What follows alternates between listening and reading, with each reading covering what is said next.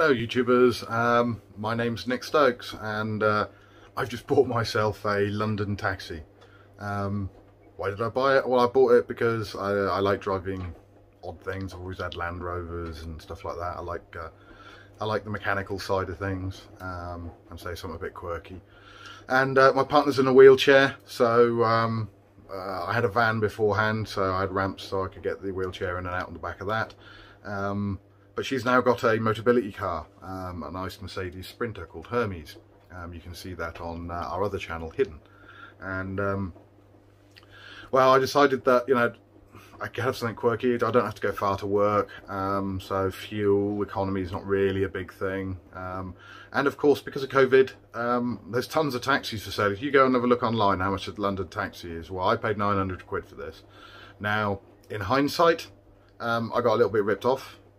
That's a lesson learnt. I shouldn't have got so keen, but it is what it is. I've got it. So now I'm putting right the things that are wrong with it when I bought it. To be honest, I expected some. You don't pay that sort of money for something like that without a few things being wrong. When they've done, you buy a taxi, it's come to the end of its life unless you're paying a lot of money for it. So end of life for a taxi is 15 years for London. So in 15 years, I mean, this thing's got, I can't remember what it's got, it's 250,000 miles, but you regularly see them on Google and eBay for, you know, 350,000 miles, and you can pick them up for like 500 quid with an MOT, so they're cheap. They're built to be worked on, kind of. I mean, it's got to be easier than a bloody Land Rover. All the stuff on this, the wings are bolt on, it looks fairly straightforward. Built in Britain, so build quality's crap. Yeah, that's what you expect. Those of us of a certain age can remember MG and Austin and the sort of build quality that you got, although ours is the same. It's just made with slightly thicker metal. But it is semi-commercial, so all the brakes and everything else like that are all sort of fairly big and manly, so fairly easy to work on. Lots of YouTube videos, people who've bought them privately like me, so tons of info out there. So I thought, wow, bit of a project, bit of a giggle. Does run well. It's running at the moment, but I'll get into what I've done to make it run. But yeah, so I wanted to introduce this project, why I've got it, and I'll show you around Ermintrude. Why have I named it Ermintrude? Well, it's a bit blancmangy looking, and I'm of a certain age where the original Ermintrude struck a chord with me. So so every car's got to have a name, so yeah, Ermintrude, why not?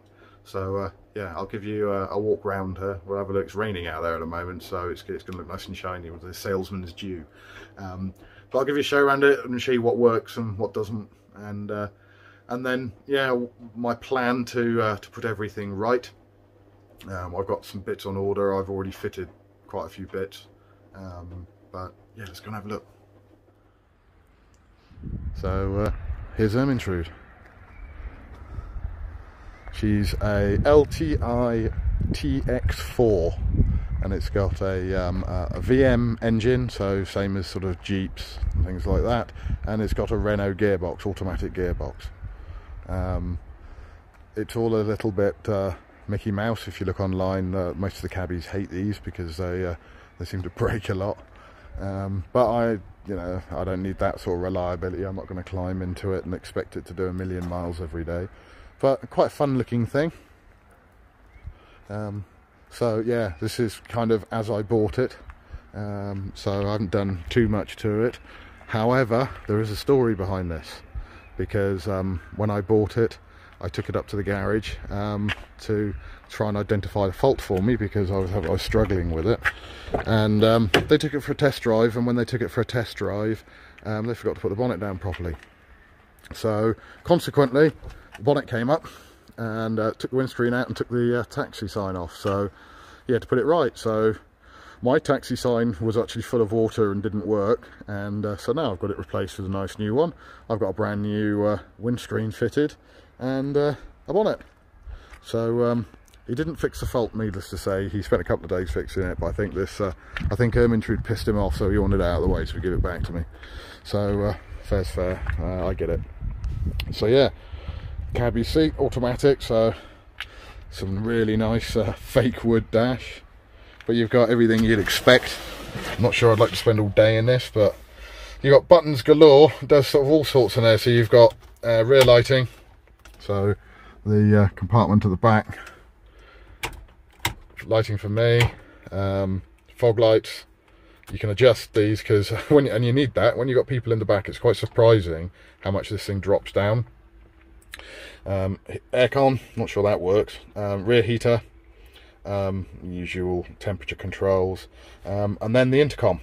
So it's got an intercom, got volume control, so you can actually talk from front to rear. There's a microphone up there, and then a speaker built into the it's built into the front there somewhere under the dash, so you can hear people in the back. Now obviously this one's decommissioned, so it's got no meter in it, but these wires obviously did all the metering and drove the light on the top as well. And there's another light there, which was the on hire off hire light. So I don't know what I'm going to do with that, but I'm going to do something interesting with it.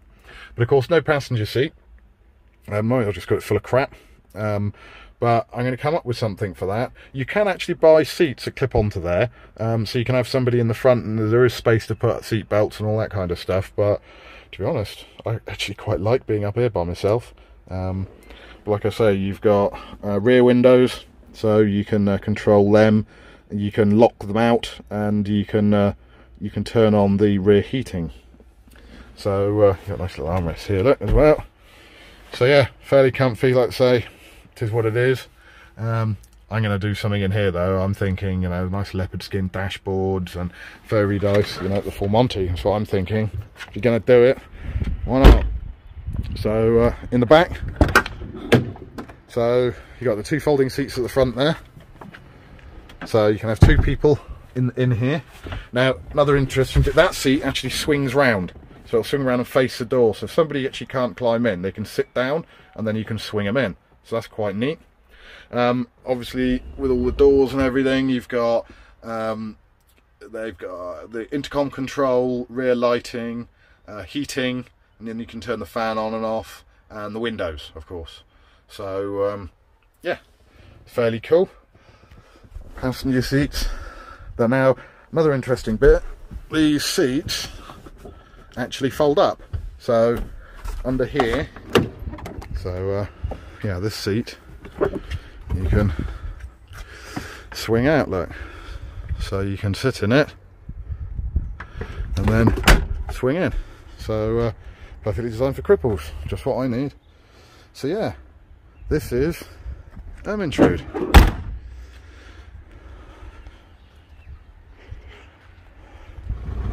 Just fired her up, stone cold, so as you can hear, a little bit chunkity chunk.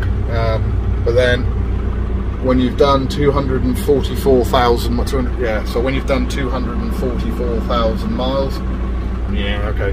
And it's a VM engine. In hindsight, I should have bought one with the Nissan or the Transit engine in it, just because they're a little bit more robust and reliable. But it is what it is. Yeah, so we got a taxi.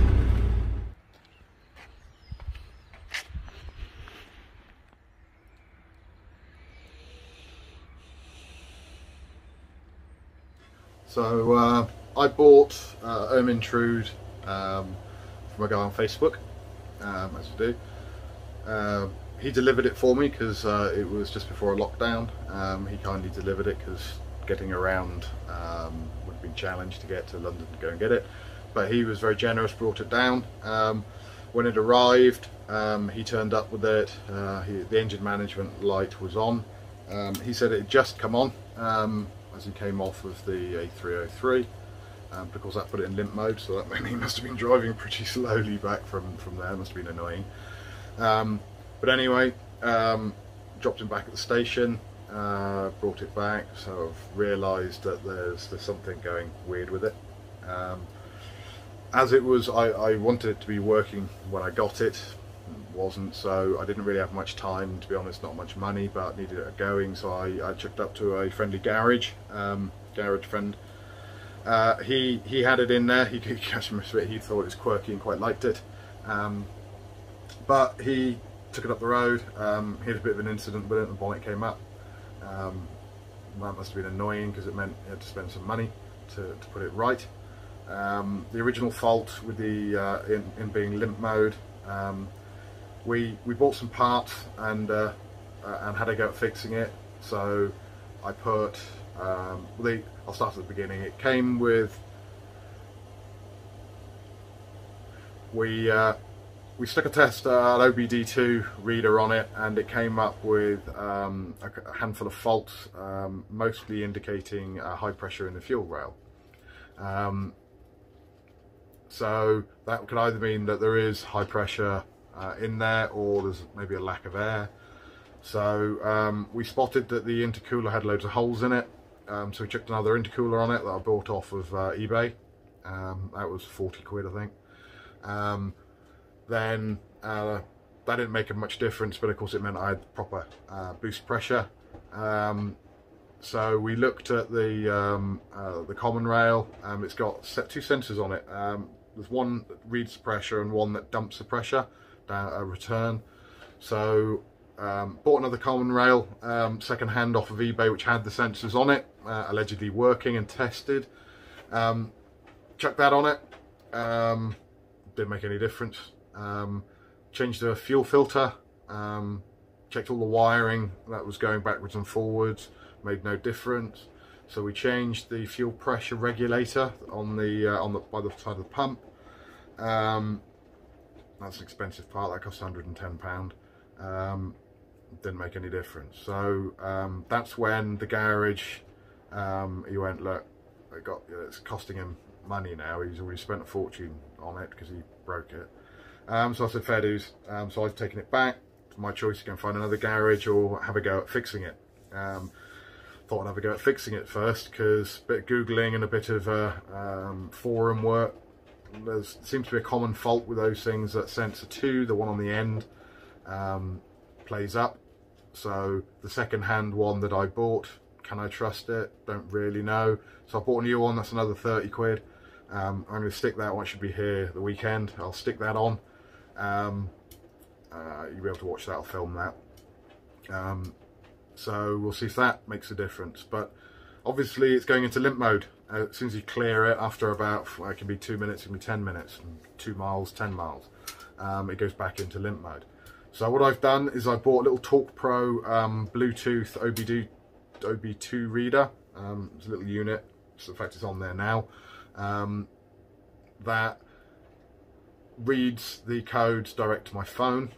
So I can see all the codes, I can see all the live information. Quite posh. You put it to a tablet and you've got a boy racer car, you can do some nice dashes and things. That's not what I want it for. I want it because it's got a neat function that as soon as a code appears, it reads it and then clears it. It's a bit dangerous. You don't want to leave it in there doing that for long, but when I've got a known fault and I think it's just a sensor that's playing, I don't think it's a genuine high pressure in there, I think it's a sensor fault. So I put that in there to kind of override that fault, which means I can still drive it whilst I'm waiting for the part. So that's how I'm getting about at the moment. I do have a plan B car. I've got a Kia Sorento as well as a plan B car, but the diff in that's gone, so it does make some nasty clunks when you go around some corners sometimes. So I'm going to be flogging that off for spares fairly soon, but it is legal till January, so it's my plan B for if Ermintrude decides one day that she's just not going to play ball.